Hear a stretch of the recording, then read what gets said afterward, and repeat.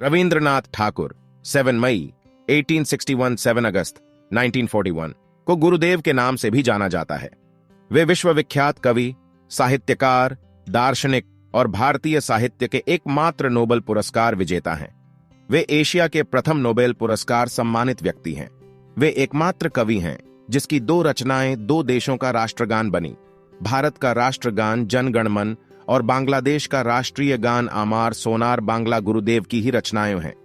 जीवन रविंद्रनाथ ठाकुर का जन्म देवेंद्रनाथ टैगोर और शारदा देवी के संतान के रूप में 7 मई 1861 को कोलकाता के जोड़ासांको ठाकुरबाड़ी में हुआ। उनकी स्कूल की पढ़ाई प्रतिष्ठित सेंट जेवियर स्कूल में हुई। उन्होंने बैरिस्टर बनने की चाहत में 1878 में इंग्लैंड के ब्रिजटोन में पब्लिक स्कूल में नाम दर्ज कराया। उन्होंने लंदन विश्वविद्यालय में कानून का अध्ययन किया, लेकिन 1880 में बिना डिग्री हासिल किए ही स्वदेश वापस आ गए। सन 1883 में मृणालिनी देवी के साथ उनका विवाह हुआ। रचना बचपन से ही उनकी कविता, छंद और भाषा में अद्भुत प्रतिभा का आभास लोगों को मिलने लगा था।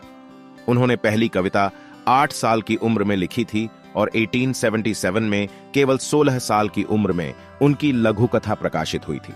भारतीय सांस्कृतिक चेतना में नई जान फूंकने वाले युगदृष्टा टैगोर के सृजन संसार में गीतांजलि, पूरबी प्रवाहिनी, शिशु भोलानाथ, महुआ, वनवाणी, परिशेष, पुनश्च, वीथिका शेषलेखा, चोखेरबाली, कणिका, नैवेद्य मायर खेला और क्षणिका आदि शामिल हैं।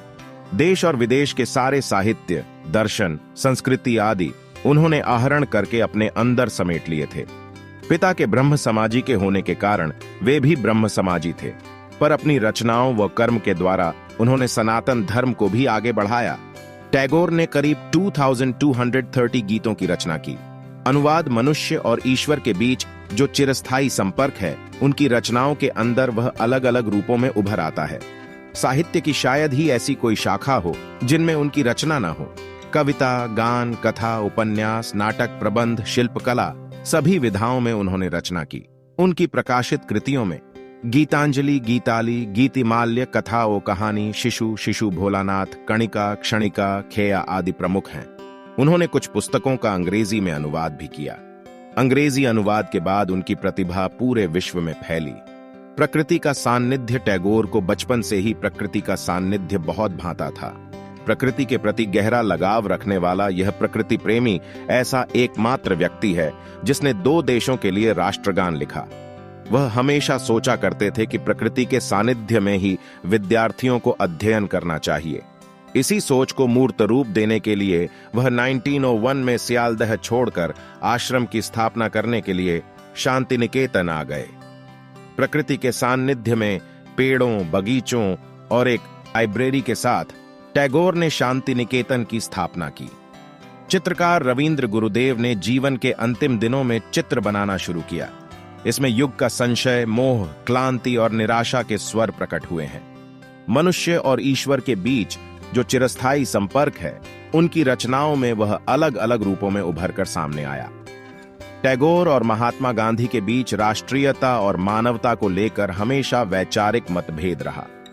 जहां गांधी पहले पायदान पर राष्ट्रवाद को रखते थे, वहीं टैगोर मानवता को राष्ट्रवाद से अधिक महत्व देते थे। लेकिन दोनों एक दूसरे का बहुत अधिक सम्मान करते थे। टैगोर ने गांधी जी को महात्मा का विशेषण दिया था।